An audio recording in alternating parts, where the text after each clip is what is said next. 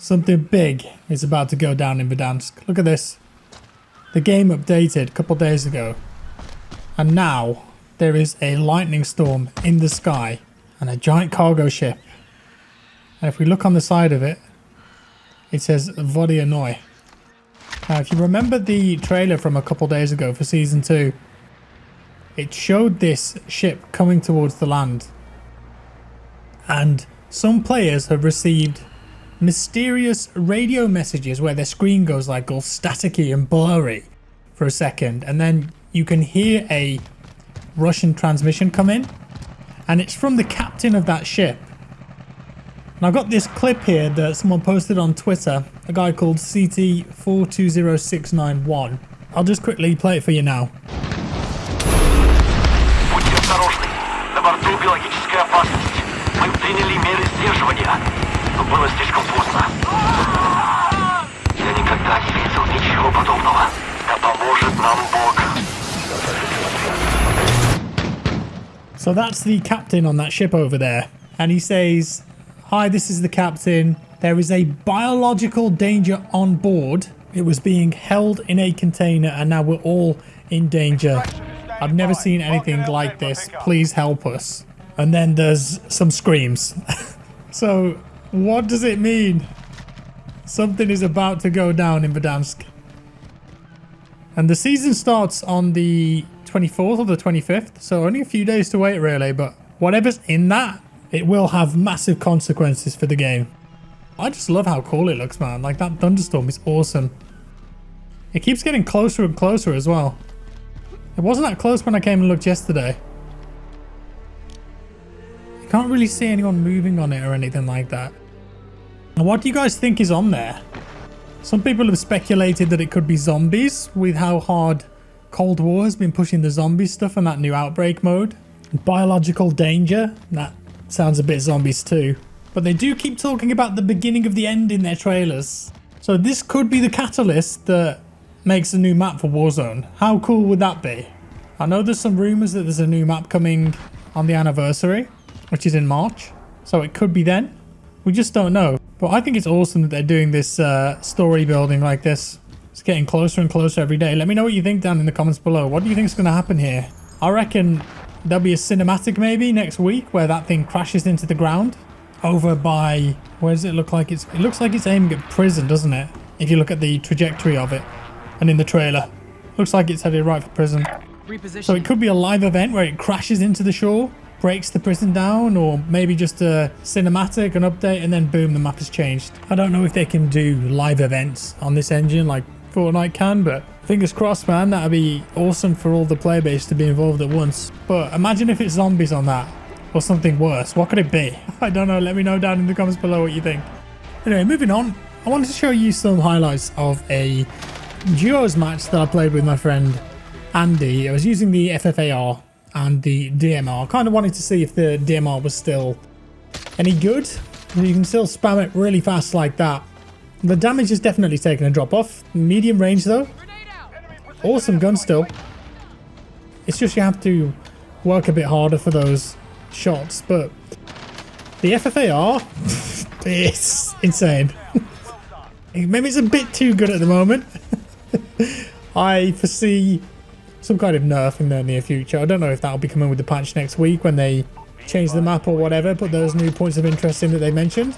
It's just so effective at lots of different things, even at longer ranges. If you can control that recoil, it will outshoot most guns in the game, even the guns that are supposed to be good at longer distances like the SCAR and the AMAX, that kind of thing. And at close range, if you put the, I think it's the Raider stock or the SAS stock, I'm using the Raider at the moment, you just get supreme movement speed while you're aiming. So you've got excellent recoil control, you've got good speed. Sometimes the FFAR feels like an SMG. And you can beat Mach 10 users with this thing as well. It's just devastating, really. But Joe's is really good, man. Don't really play it that often. But this was a good game. And Andy doesn't really play much Warzone, but recently he's been back on it a bit. So I've been playing a few rounds with him and getting him back up to speed with things. And he's someone who hasn't really kept up with the game. So he hasn't got the meta weapons unlocked really. Like he didn't get Cold War. I don't think he even unlocked the AMAX because by the time it came out, he stopped playing Modern Warfare and Warzone. So he was using the M4 here. I was trying to drop him guns whenever I could, or if an enemy had a decent MAC 10 build or FFAR build, I would say, hey, pick this one up. This is a good one. That's interesting, like, to see that kind of perspective from a player who hasn't played the game in a while. And they just stuck with an M4, which is still a really good gun. The M4 is a great all-rounder, but when you've got things like the AMAX and the FFAR, the MAC 10, and you're playing in competitive lobbies, you need to have kept up with it. It's just difficult to compete, I suppose. And I do wonder, will the problem be exacerbated the more guns they add to the game, the more time that the game's been out? Because they'll keep fleshing things out unless they start vaulting things, which, I don't know, they kind of seem reluctant to do that, especially with the fact that the stim is still in the game. And probably like 0.1% of players actually use that legitimately, and the rest of them just find a way to glitch it and then either be invincible or stay in the gas for the entire match. But there you go. It's going to be a really interesting year for Warzone, for sure.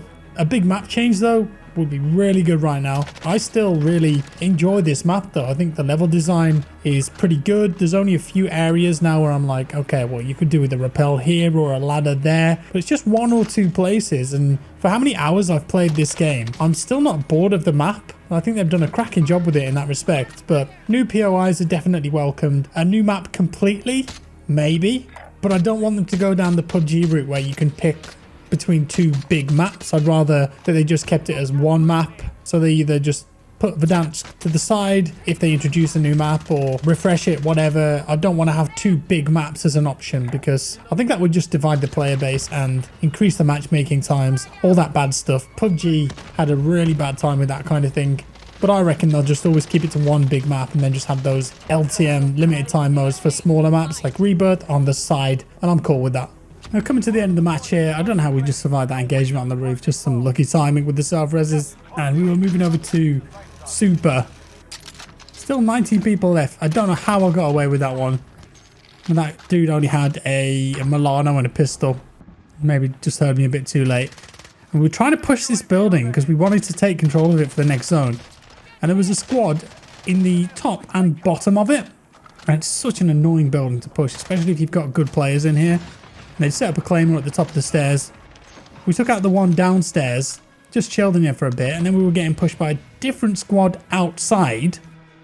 Precision airstrikes coming in left, right, and center. And I just don't trust the airstrikes, because sometimes I've been in buildings and they've killed me. I don't know, it appears that some buildings, they penetrate inconsistently. So who knows? I mean, it's throwing the bodies around there, the ragdolls left, right, and center. Well, we had to move, 10 seconds to go. We were like, okay, let's go out to the right. Got the kill on one of the other guys outside, but the other two are still in the building. Andy goes down, gets finished off, and it was from a different guy who was hiding in the garages over here. That was him. Just some random dude. And now I'm in trouble, but I managed to buy Andy back. But they're still above me. They heard the respawn. They know that I'm here. And I just get absolutely dumped on when they jump out the window. Maybe I should have just airstriked it and ran away. That could have been a good strategy there. Bit of a risky play perhaps, but something to consider for the future if I ever find myself in that kind of situation again.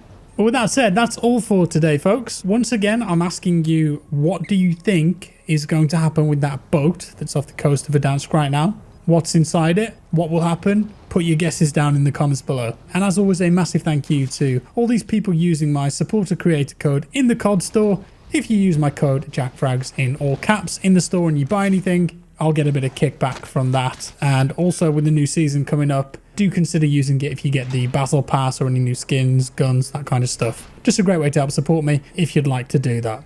And tweet me a pic if you do as well. I'll put it in a video like this one. If you enjoyed this video though, guys, leave a like, thank you. If you didn't like it, dislike it. Subscribe for more and I'll see you in the next one.